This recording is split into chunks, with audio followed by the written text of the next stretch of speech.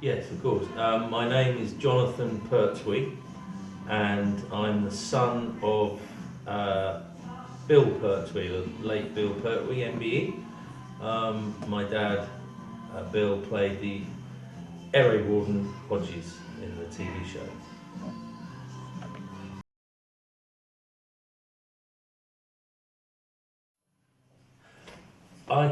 Well, I was 2 years old when the series started in 1968. And I do remember the very, very hot summers. It's when you're a kid. The series ended in '77, so I was 11 years old when it ended. So it's very hard to remember the specifics of what went on in Norfolk and Thetford. But I did come up with my dad in the summer holidays. And as I say, remember the weather was always scorching. As I think you look back now as a grown up and think of the '70s, always been hot weather. But just the nice, just the friendliness, um, the, the little conversations and chats that I had with the people that kind of looked after me. I think the other cast members. There was always a really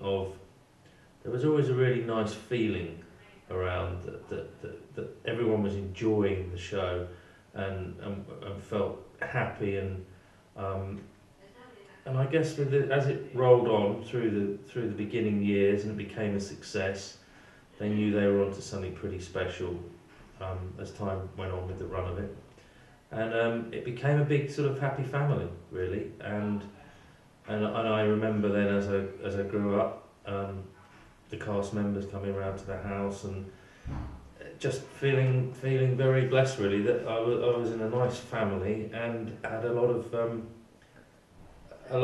good times as a kid. I was very lucky to be around a series that generated so much sort of love and affection, I think.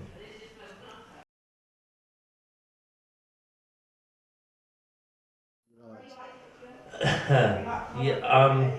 Well, it's an interesting one because I I did have an episode. Maybe through the years you can change and you see another, you see one that you haven't seen for a while, and you think, oh, I forgot how great that one was, and oh, I enjoyed that one, and oh yeah, I remember that one. Oh, that hasn't been on for a while. That was brilliant. Um, but I remember some friends. We didn't know them too well.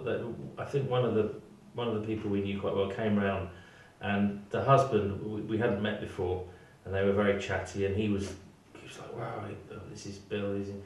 Dad's army. It's great. And this man asked me on the spot, and he said, well, He said, what's your favourite episode, Dad's army episode? And the one I really liked at the time, and I remember turning round quite quickly and saying to this gentleman and his wife, the one that I think's great is amongst obviously many. I really like No Spring for Fraser, and he said, well, what's that one? I said, well, it's the one when they lose the spring in the coffin and Walker is going to open the thing and then Mannering has the great line, it said, come along then Walker, and how did I see, honour amongst thieves, is it? And Walker says, no, he was a copper. So I said, yeah, I think that's my favourite episode. And that was it. And then I realised that was one of the very few that my dad wasn't in at all. But he didn't seem to. I'm not sure Dad remembered he wasn't in that one, but he didn't seem to mind anyway. But there were some good ones. The Big Parade I enjoyed, and of course, Menace from the Deep. Dad was in the water again. He was always in the water.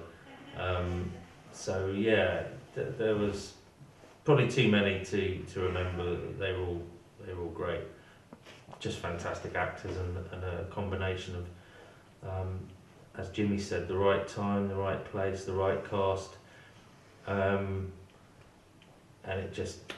they had all those combinations and it clicked.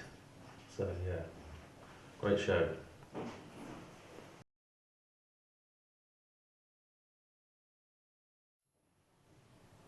I think at something I'm not entirely sure on a lot of them because Dad wasn't. he loved swimming. I mean, so water wasn't going to be an issue. And the other thing about my dad, Bill, was very, and I mean, I know this through speaking to the cast members and that, he wouldn't mind what he was given. He was very accommodating, and he wasn't one of those to say, well, I'm not doing that and I'm not doing this. He was up for anything, I think, Bill. And he did end up in the water an awful lot. And there was one, I mean, a lot of the scenes you could see it was him, and it wasn't too drastic. He was for example, on the boat on the river, and he falls out the boat. Well, that's not the hardest thing in the world to do, and that was clearly Dad. There was a scene that I was reminded of not long ago where I think he's on the outside of on the bridge of the train. I think there was the train there, but he's clinging on to the bridge, and I think Sergeant Wilson is, the episode escapes me, the title of it, but I think Wilson opens the door or something, and Dad's holding on, and he lets go, and he falls, and it's quite a drop. It's quite a distance, and he goes onto the back into the water. Now, looking at that, I can't see, to be honest, I can't see how that was done without it being actually happening. There wasn't a stuntman, and it looked like it was one take that he did make that drop. So possibly that looked a little bit hairy, but I think Dad was up for it, you know. So I don't think he worried too much.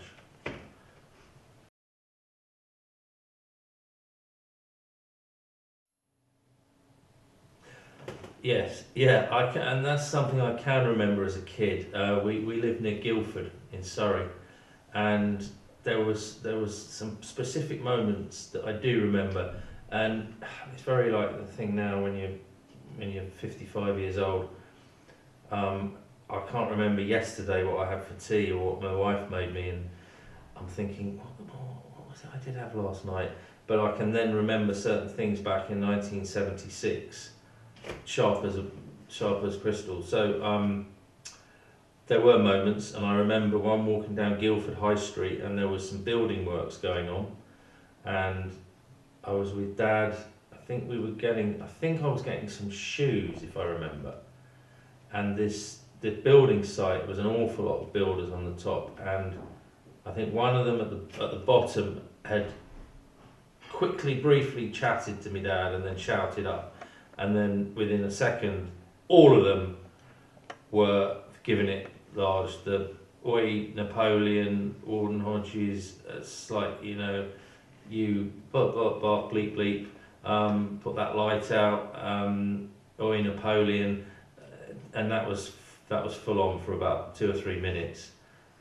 We went swimming as well at the Guildford Leisure Centre where my dad used to take me, and there was one occasion where we were in the small, I was only a kid then, and we were in the small pool, and there was a group of lads that were, we used to call it bombing, where they used to go in and decided they'd spotted my dad, and the same things were going on. They were calling him names and saying, "Oi, Hodges, you," but, and then they started bombing him, and then the pool guy came out and closed the pool, and then kindly said, "Well, Mr. Pertwee, if you wish, you can come back at a time when we haven't got such ruffians here."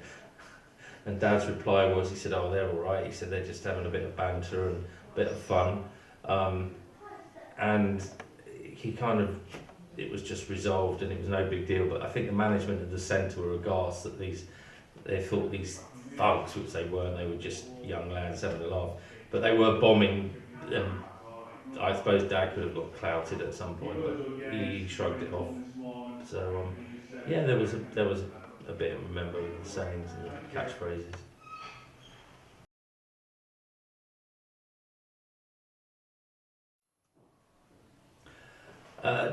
Dad he was completely different. He could have his moments. I mean, he didn't like rudeness, and he didn't like bad manners. And which is the opposite, I guess, of Hodges, because Hodges sometimes he was pretty rude and barged in and butted in on Mannering and his crew.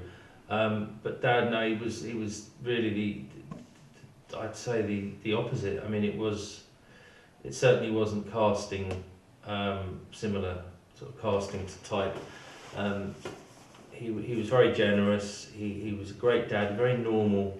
I never, apart from the fact that I knew he was in Dad's Army and people did shout out the catchphrases. Apart from that, he was, he'd take me and my friends out playing football or cricket.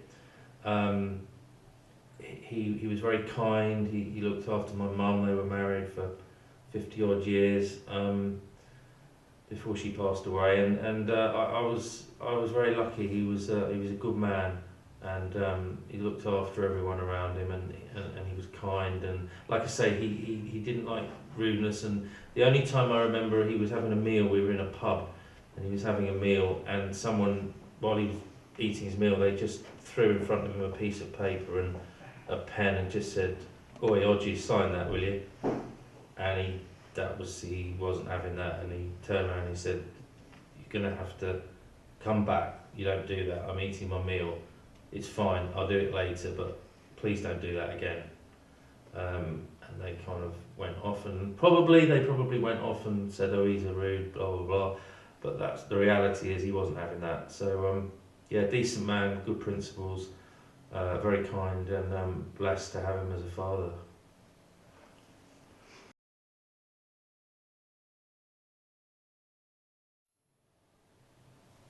Yes, yeah.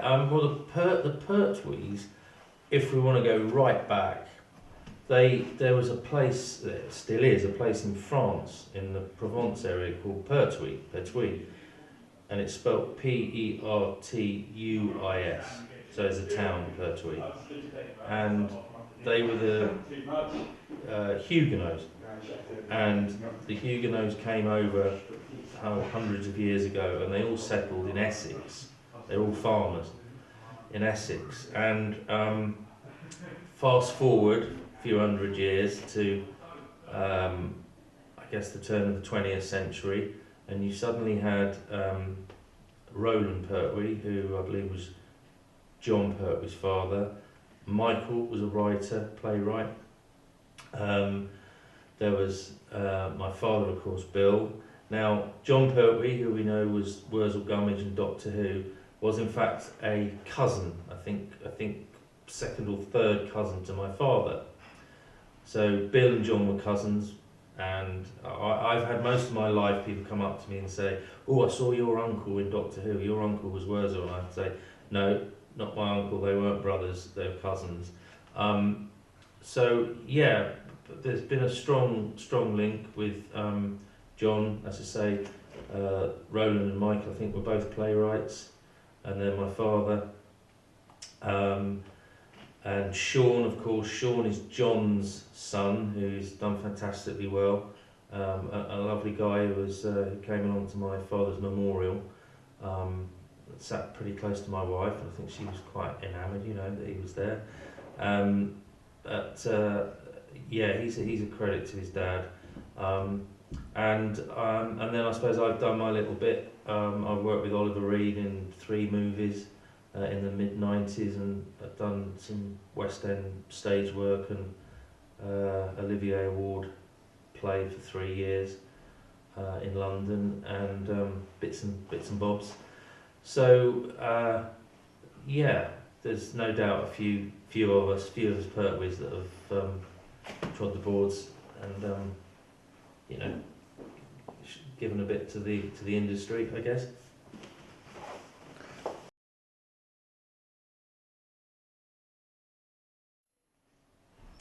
Yes. So, well, my name's Jonathan, and it's Jonathan. And my mother named me Jonathan. I think she just liked the name. Dad wanted to call me Charlie, but she wasn't having that, and that may have been. I was trying to think why Charlie. Possibly after Charlie Chester. I don't know, but Charlie was the name that he wanted. Anyway, it ended up Jonathan, and then I was called as a kid, always called John or John, and then as I grew up, it was John. and of course if you shorten it, it's actually spelled Jon anyway, rather than the H. But when I joined Equity and got my equity card in the 1980s, they said straight away, well, you can't have John and you can't have Jonathan because it's spelled Jon. People will shorten the name, you have to change it. We already have, obviously, a John Pertwee, who was an equity member.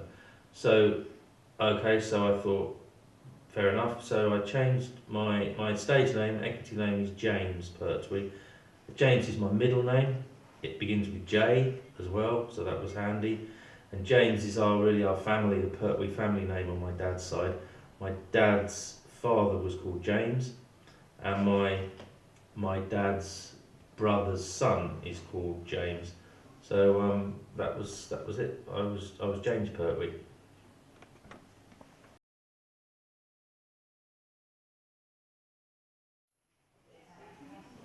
Well, I think the amazing thing is that when I was a kid, you don't get it then. You don't realise that the series is being created and it's going to be this legacy of this great comedy, and that it's going to be with us all these years. And maybe even the cast members at the time when they were doing it, it was a similar thing. But as a kid, your dad's in something, he's very normal, you know that he's on telly, but you don't see him in the same way as other people do. And then later on in life, as you grow up, as I grew up, I was seeing the reaction to him that people had, such as members of the Appreciation Society, such as just fans, and I became very aware that when I would go and see Dad, did a lot of stage shows, did loads of Ray Cooney plays. He was never really out of work, he did radio shows, and now I look back, there was never really a moment when he wasn't signing an autograph. And I think by about the age of, I don't know, I'm guessing about 16 years old, maybe a bit younger, I realised that he was a celebrity, if you like, and that people knew him from telly, and he would open fates, he would be signing pictures, people would be coming up to him, and I kind of got it then. But then we can fast forward to when my dad passed away. I got the fame thing got even bigger, and it hit me in an even bigger way that I had Sky TV come round, you know, and there was the newspapers, and Dad's passing was on the front page of the newspapers on the big white tin helmet, and you turn on Sky News and it said the actor Bill Pertwee has passed away, and things like moments like that kick home, and they make you aware that, well, actually, you know, there is something going on here, and I was sort of seeing him at that point as other people had seen him, and you know, friends as kids, my friends would come round to the house and we'd kick a ball about, or have a game of cricket, and they sort of, I don't think they were even aware then, and then we look back now as 50-year-olds, me and my mate said, blimey, you know, Charlton Heston popped round once for lunch, and it was like he was just the next door neighbour, or the, you know,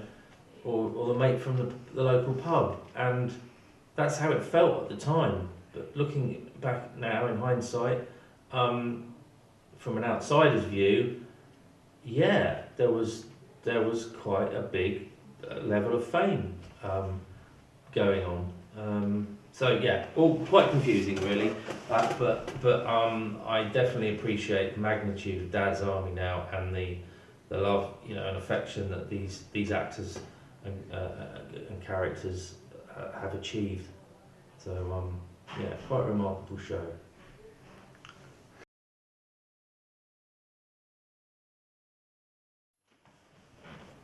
Well, my passion, whether passion is the right word, but my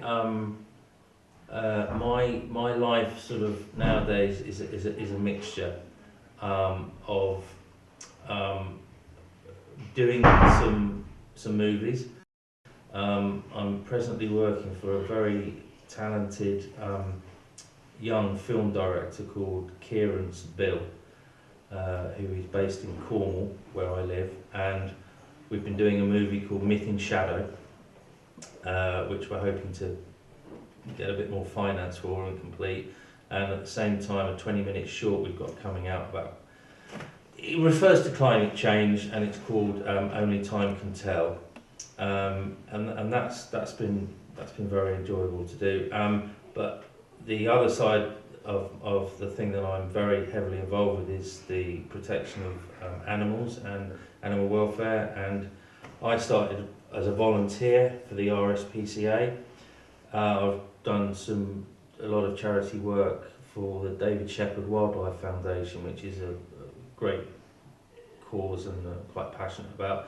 But the RSPCA is local to me, and I've now become a trustee for the branch, and I just do what I can, and I'm kind of always on the lookout to helping animals, and we've raised a little bit of money as well for the Ukraine animal crisis that's there, because there's an awful lot of pets, dogs and cats, that need to be looked after. So there's a combination of that, and then in the past I did a fair bit with Oliver Reed, as I mentioned, which was an amazing experience, and not to be forgotten. And I guess one of the claim to fame, but that's possibly you could say that, is that I was in the very last Carry On film with a credit at the end, James Pertwee, and I think I played the Spanish Inquisitor #4 in Carry On Columbus. So and amongst all that, then my day job, and then I'll do driving jobs and work where I can, really, wherever it is. So just keep busy with life, and 2 stepchildren and a lovely wife, and just try and be positive, keep active, do good for people and animals, and work hard and be kind, and that's kind of it, really. It's been lovely, Andrew. Thank you very much for interviewing me, and thank you.